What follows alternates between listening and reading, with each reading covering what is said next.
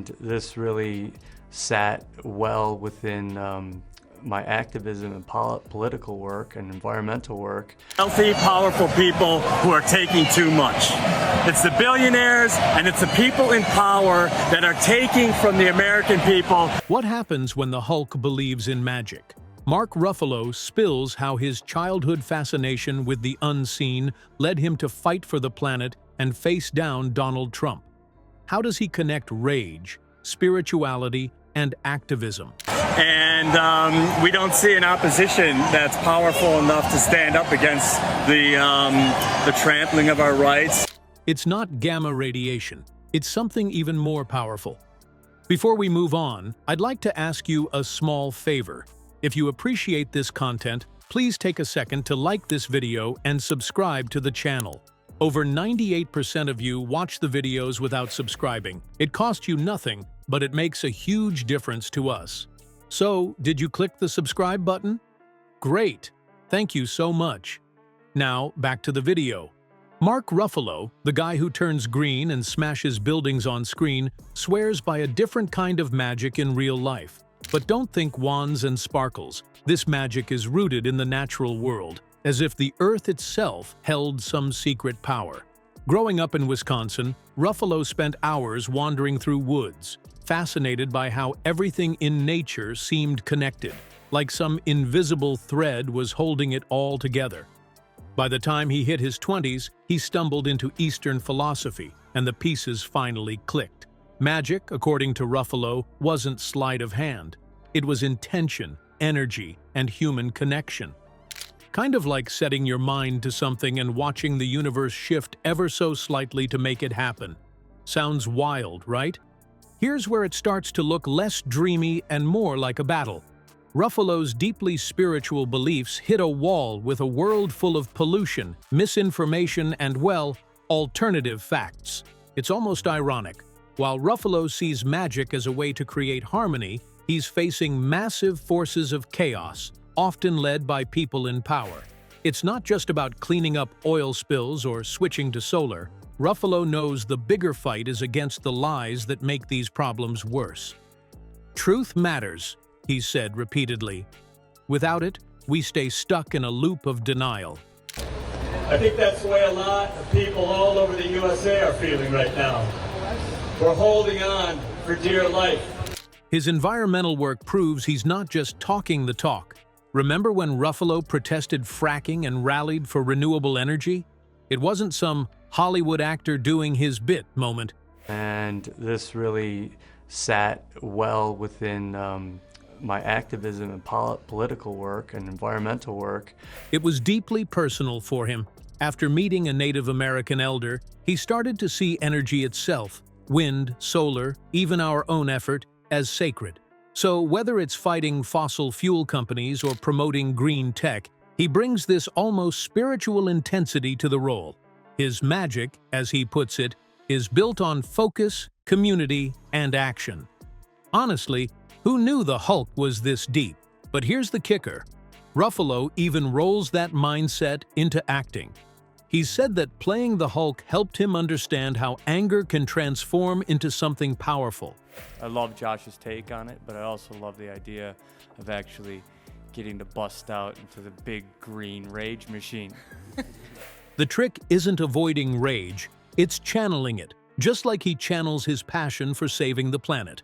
And speaking of channeling energy, Ruffalo doesn't shy away from calling out those in power, especially Trump. That's where his activism really throws a punch.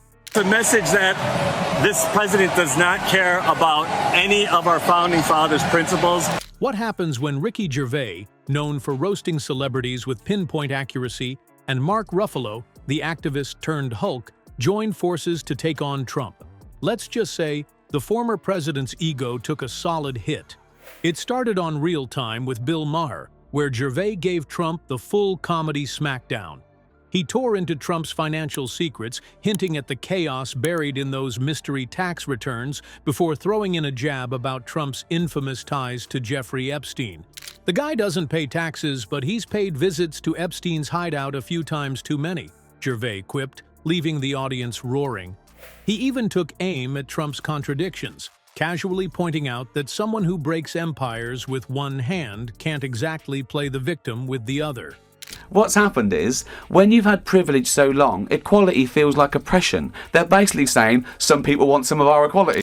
Classic Gervais. And of course, Trump couldn't stay quiet.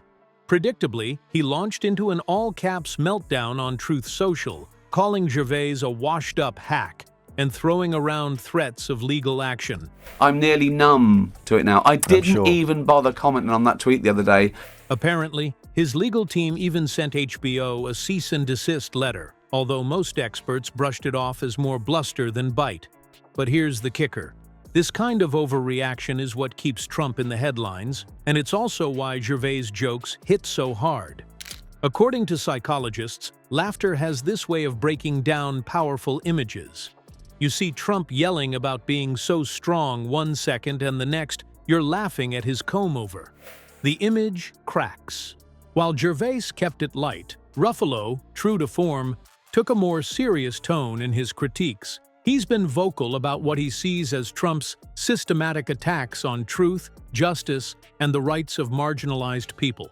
We wanted a nation for the people, by the people, that made each man, woman, and child equal. Ruffalo doesn't just say it. He dives right into the thick of it, even when it lands him in hot water.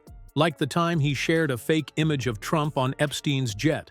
After realizing his mistake, Ruffalo made a public apology, saying, "That was a mistake. I regret it and apologize for spreading misinformation."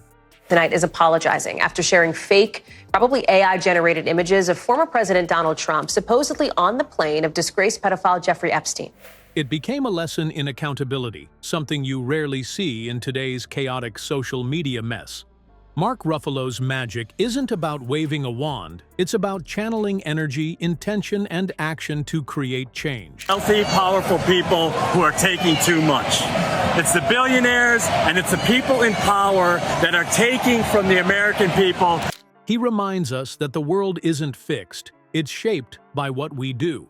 Whether it's through Ruffalo meditating before protests or playing the Hulk to show the power of transformation, he proves action starts within. We see our democracy is in real trouble. We see a president who has made himself a king. But I also like the idea that I'd be the first actor to play both Banner and the Hulk. And that was probably the most exciting thing to me. Everyone, no matter their tools, spirituality, comedy, or sheer will, has the power to fight ignorance and injustice. Ruffalo's journey shows how small ripples lead to waves, and now it's up to us to make ours. After all, the future isn't waiting, it's something we build together.